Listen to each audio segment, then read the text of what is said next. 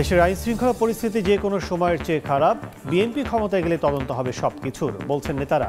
দ্রুত নির্বাচন দেওয়ার আহ্বান। আগে জাতীয় নাকি স্থানীয় নির্বাচন নিয়ে বিতর্কে জড়াবে না ইসি। ডিসেম্বরের সংসদ ভোট ধরে প্রস্তুতি, জানালেন সিসি। জুনের মধ্যে নির্ভুল ভোটার তালিকা তৈরির লক্ষ্য। 5 দফা আদায়ে বিভিন্ন মেডিকেলের ইন্টার্ন চিকিৎসকদের কমপ্লিট শাটডাউন। ব্যাহত চিকিৎসা সেবা, চরম ভোগান্তিতে রোগী ও স্বজনরা।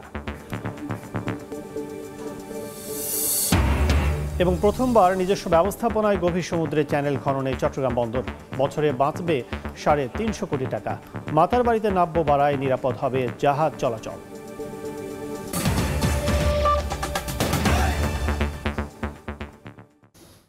বাংলা সময়ের সঙ্গে আছি আমি কাজল আব্দুল্লাহ।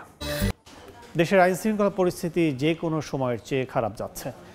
বিএনপি ক্ষমতায় গেলে সবকিছু তদন্ত হবে, বলছেন দলটির নেতারা। সরকারকে দ্রুত নির্বাচন দেওয়ার আহ্বান জানিয়ে তারা বলেন, সংস্কার নিয়ে সংসদে আলোচনা করবে নির্বাচিত সরকার। নিত্যপণ্যের দাম সহনীয় রাখা, আইনশৃঙ্খলা পরিস্থিতির উন্নতি ও দ্রুত নির্বাচনী রোডম্যাপ ঘোষণা এবং পতিত ফ্যাসিস্টের ষড়যন্ত্র মোকাবিলায় জেলায় জেলায় সমাবেশ করছে বিএনপি। রোববার দুপুরে ঠাকুরগাঁও শহরের পাবলিক ক্লাব মাঠে সমাবেশ করে জেলা বিএনপি।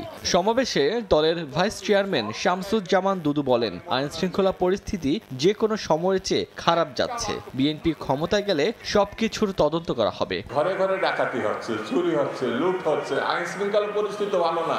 বাজার সিন্ডিকেট হাসিনার আমলে যেটা ছিল এখনো সেটাই আছে, কোনো ক্ষেত্রে আরো শক্ত হয়েছে। তাহলে ডক্টর মোহাম্মদ ইউনূস সাহেব, আপনার রেখে আমাদের লাভটা কি? অন্যদিকে ঝালকাঠি প্রেস ক্লাব মিলনায়তনে জেলা বিএনপির আহ্বায়ক কমিটির সঙ্গে মত বিনিময় সভায় দলের আরেক ভাইস চেয়ারম্যান আব্দুল আউয়াল মিন্টু বলেন, উদার গণতান্ত্রিক দল হিসেবে জনগণের অধিকার প্রতিষ্ঠা করা বিএনপির দায়িত্ব। দ্রুত সংস্কার কাজ শেষ করে অন্তর্বর্তী সরকারকে অবাধ, গ্রহণযোগ্য নির্বাচন দেওয়ার আহ্বান জানান তিনি। জনগণের প্রতিনিধিত্ববিহীন সরকার যেগুলো সম্ভব সেগুলি তাড়াতাড়ি শেষ করে আপনারা অবাধ ও সুষ্ঠু গ্রহণযোগ্য নির্বাচনের ব্যবস্থা করেন। এছাড়া সিরাজগঞ্জে বিএনপির স্থায়ী কমিটির সদস্য ইকবাল হাসান মাহমুদ টুকুও দ্রুত নির্বাচন দেওয়ার আহ্বান জানিয়ে বলেন, নতুন সরকার এসে সংসদে সংস্কার নিয়ে আলোচনা করবে। তারেক রহমান এই দেশে বীরের বেশেই ফিরবে এবং তারেক রহমানের নেতৃত্বে এই দেশে নির্বাচন হবে এবং বাংলাদেশ জাতীয়তাবাদী দল নির্বাচন করে জয়লাভ করবে। বিএনপির দেয়া 31 দফা রাষ্ট্র কাঠামো নিয়ে সংকটের সমাধান আছে বলেও জানান টুকু। তার মধ্যে কি ওমর ফারুক, সময় সংবাদ। আগে জাতীয় নাকি স্থানীয় নির্বাচন এনে বিতর্কে জড়াবে না ইসি। ডিসেম্বরে সংসদ ভোট ধরে নির্বাচন কমিশন প্রস্তুতি নিচ্ছে বলেও জানান প্রধান নির্বাচন কমিশনার এএমএম নাসির উদ্দিন। জুনের মধ্যে নির্ভুল ভোটার তালিকা তৈরি করা কমিশনের লক্ষ্য বলেও জানান তিনি। ইসি সবাইকে নিয়ে 91, 96 ও 2001 এর মতো নির্বাচন করতে চায় বলেও জানান সিসি। দুপুরে কক্সবাজার জেলা প্রশাসক কার্যালয়ে সম্মেলন কক্ষে ছবি সহ ভোটার তালিকা হালনাগাদ ও 13তম জাতীয় সংসদ নির্বাচন উপলক্ষে আয়োজিত মতবিনিময় সভা শেষে এসব কথা বলেন প্রধান নির্বাচন কমিশনার। জাতীয় ভোটার লিস্ট তো মাস্ট লাগবে না, একটা সঠিক ভোটার লিস্ট না। এই ভোটার লিস্টে আমরা পারফেক্ট একটা ভোটার লিস্ট করার চেষ্টা করছি। 16 লক্ষ মৃত ভোটার তালিকায় আছে। Can you imagine? এরা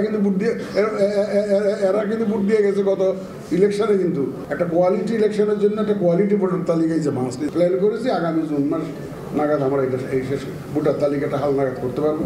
আর স্থানীয় না জাতীয়, late the politicians debate on that. আমরা কোনো ডিবেটের মধ্যে আমরা জড়াতে চাই না। 51 লাখ প্লাস ভোটারকে আমরা আইডেন্টিফাই করতে পেরেছি, তথ্য সংগ্রহ করতে পেরেছি, both left out and new. মানে যারা ভোটার হওয়ার যোগ্য হয়েছেন বেশ আগেই, কিন্তু ভোটার তালিকায় যাদের নাম নেই। ধর্ষণ, ছিনতাই ও সন্ত্রাসী কর্মকাণ্ডের প্রতিবাদে দেশের বেশ কয়েকটি জেলায় মানববন্ধন করা হয়েছে। দুপুরে বরিশাল নগরীর সিএনবি মোড় রোডে মানববন্ধন করেন ইউনিভার্সিটি অফ গ্লোবাল ভিলেজের শিক্ষার্থীরা। ধর্ষণ, ছিনতাই ও সন্ত্রাসী কর্মকাণ্ড বন্ধ ও জড়িতদের আইনের আওতায় আনতে আইনশৃঙ্খলা রক্ষাকারী বাহিনীর প্রতি আহ্বান জানান তারা। একই দাবিতে সিরাজগঞ্জ, বগুড়া এবং টাঙ্গাইলে মানববন্ধন এবং বিক্ষোভ মিছিল হয়েছে।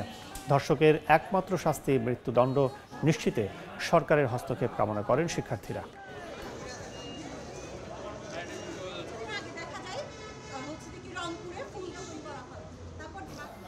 ডাকাতি, ছিনতাই কিংবা ধর্ষণের ঘটনায় কাউকে ছাড় দেওয়া হচ্ছে না। আইনশৃঙ্খলা বাহিনীর গাফিলতি থাকলেও ব্যবস্থা নেওয়া হবে। সকালে রাজশাহী সারদায় পুলিশ একাডেমিতে কথা বলেন স্বরাষ্ট্র উপদেষ্টা। যাদের কাজের অবহেলা ছিল তাদের কিন্তু আমরা অ্যাটাচ করছি এবং তাদের আমরা আইনের আওতায় নিয়ে আসছি। আর এই যে যেটা বললেন যে এরকম দুই একটা ঘটনা কিন্তু সব সময় ঘটতেছে এবং আগেও ঘটছে, ভবিষ্যতে যেন না ঘটে এই জন্য আমরা চেষ্টা করে যাচ্ছি।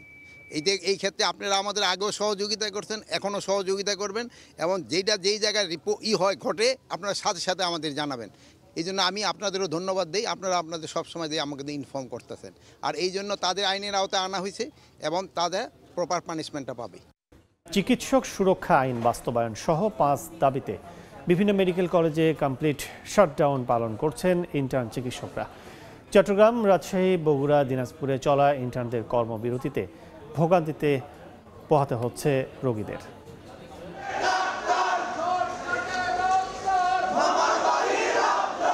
এমবিবিএস ডিগ্রি ছাড়া নামের সঙ্গে ব্যবহার করা যাবে না চিকিৎসক পরিচয়। ম্যাটসের কার্যক্রম বন্ধ ও বিসিএস পরীক্ষায় বয়স বৃদ্ধি সহ 5 দফা দাবিতে কমপ্লিট শাটডাউন কর্মসূচি সরকারি মেডিকেল কলেজের ইন্টার্ন চিকিৎসকদের।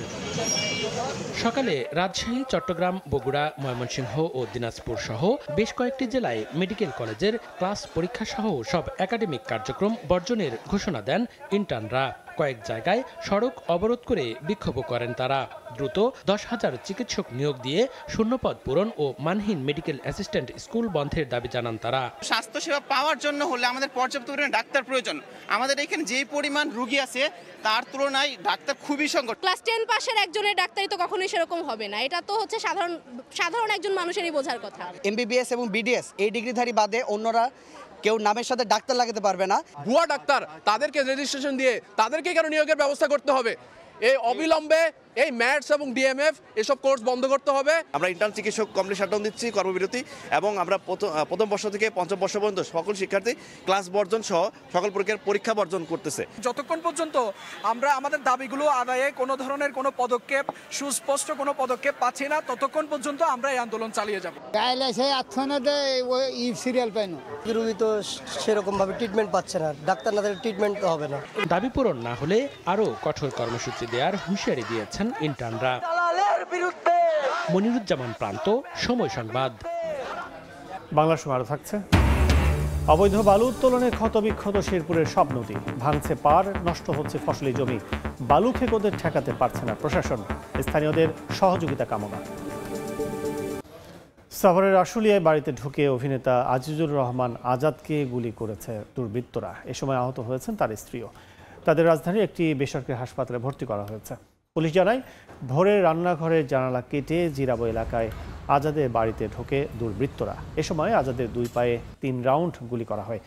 একই সময় তার স্ত্রীকেও রান্না করার কড়াই দিয়ে আঘাত করে পালিয়ে যায় দুর্বৃত্তরা। চিৎকার শুনে স্থানীয়রা তাদের উদ্ধার করে উত্তরায় শিব ইন্টারন্যাশনাল হাসপাতালে ভর্তি করেন। কী কারণে গুলি করা হয়েছে তা জানাতে পারেনি পুলিশ। খুলনা প্রকৌশল ও প্রযুক্তি বিশ্ববিদ্যালয়ের সংঘর্ষের ঘটনায় মিথ্যা মামলায় বিএনপি নেতাকর্মীদের গ্রেফতার করা হয়েছে বলে অভিযোগ করেছে খুলনা মহানগর বিএনপি। দুপুরে দলীয় কার্যালয়ে সংবাদ সম্মেলনে এ অভিযোগ করেন মহানগর বিএনপির সদস্য সচিব শফিকুল ইসলাম তুহিন। বলেন, কুয়েটের ঘটনায় গুপ্ত সংগঠনের নেতারা জড়িত। ছাত্রদলের ফর্ম বিতরণ করায় গুপ্ত সংগঠনের নেতারা হামলা করেছে। কুয়েটের ঘটনায় সুষ্ঠু তদন্ত করে দোষীদের শাস্তির দাবি জানান তিনি।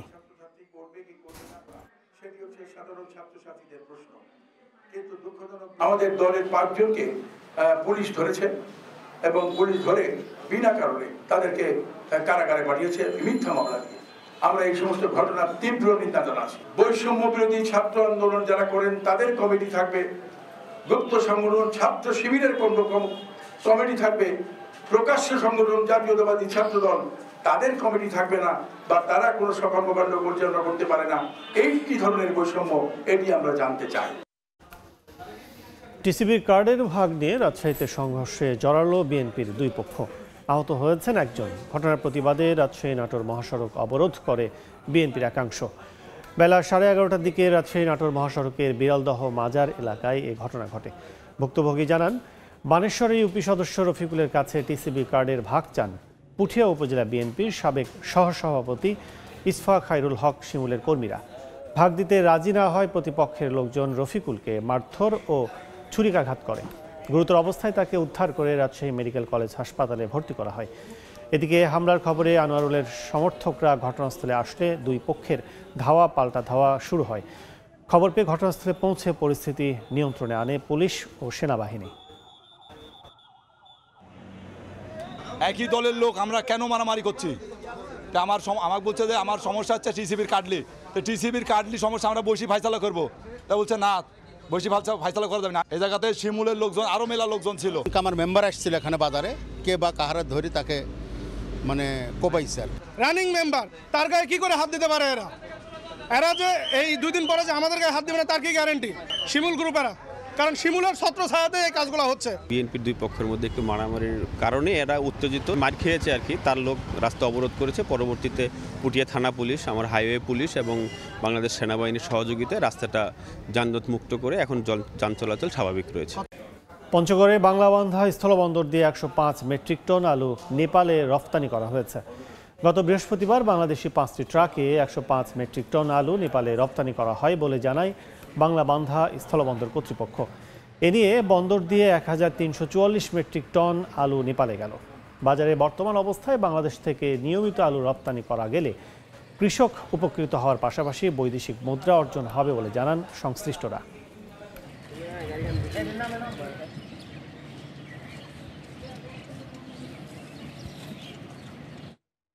প্রথমবার নিজস্ব ব্যবস্থাপনায় গভীর সমুদ্রে চ্যানেল খনন করছে চট্টগ্রাম বন্দর। এতে বছরে বাঁচবে 350 কোটি টাকা। মাতারবাড়িতে নাব্য বাড়ায় নিরাপদ হবে জাহাজ চলাচল, দাবি কর্তৃপক্ষের। আশরাফুল আলম মামুনের ক্যামেরায় মাতারবাড়ি ঘুরে বিস্তারিত জানাচ্ছেন ফেরদৌস লিপি। কক্সবাজারের মহেশখালীর মাতারবাড়ি সমুদ্র বন্দরে 2023 সালে এপ্রিলে 13 মিটার ড্রাফটের কয়লাবাহী জাহাজ ভেড়ানোর মধ্য দিয়ে গভীর সমুদ্র বন্দর যুগে প্রবেশ করে বাংলাদেশ। গভীর এই সমুদ্র বন্দরে 14.3 কিলোমিটার দীর্ঘ কৃত্রিম চ্যানেল নির্মাণ করে কয়লা বিদ্যুৎ প্রকল্পের আওতায় পাওয়ার জেনারেশন কোম্পানি বাংলাদেশ। 2023 সালের সেপ্টেম্বরে সেটি চট্টগ্রাম বন্দর কর্তৃপক্ষের কাছে হস্তান্তর করা হয়। তবে নির্মাণের 2 বছরের মধ্যে চ্যানেলের বিভিন্ন জায়গায় পলি জমতে শুরু করে। কোথাও কোথাও পানির গভীরতা নেমে এসেছে 10 মিটারে।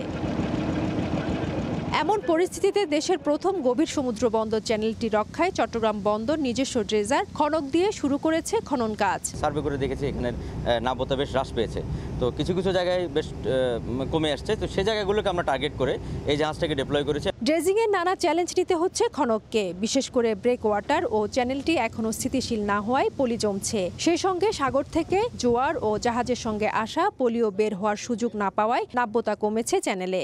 এখানে মাটিটা সাধারণত কাদা মাটি, বাট কর্ণফুলী চ্যানেলের মাটিটা বালি মাটি, তো ওই মাটিটা খুব সহজে উঠে যায়, বাট এই মাটিটা উঠাতে একটু টাইম লাগে। তো এই জিনিসগুলো চ্যালেঞ্জ আছে, আশা করি এগুলো যতদিন যাবে ততদিন সবাই আমরা অভ্যস্ত হয়ে যাব। 2016 সালে মাতারবাড়ি কয়লা বিদ্যুৎ প্রকল্প হাতে নেয় সরকার। জাইকার অর্থায়নে এই প্রকল্প বাস্তবায়নে বঙ্গোপসাগর থেকে মাতারবাড়ি পর্যন্ত 14.3 কিলোমিটার দীর্ঘ, 16 মিটার গভীরতা এবং 250 মিটার চওড়া এই চ্যানেল নির্মাণ হয় বিদ্যুৎ প্রকল্পের আওতায়। ফেরদৌস লিপি, সময় সংবাদ, চট্টগ্রাম।